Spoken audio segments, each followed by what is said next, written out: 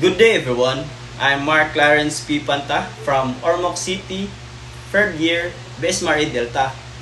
I will answer two philosophical and scientific questions that challenge our belief in God. Richard Dawkins once asked, who created God? But this question is actually based on a wrong assumption. If God was created, then He would not be God. Philosophy teaches that everything that begins to exist has a cause, but God did not begin to exist. He is eternal, the uncaused cause. Just like asking, who made time?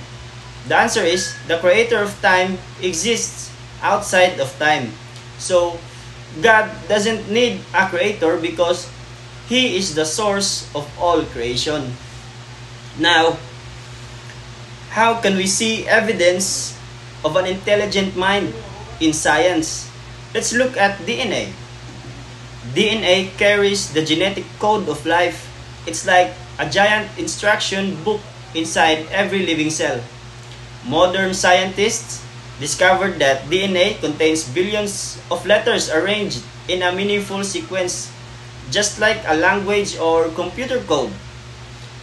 And we know from experience that codes and languages always come from an intelligent mind, not from a random chance. This shows that behind life itself, there must be an infinite, intelligent designer, which is our God.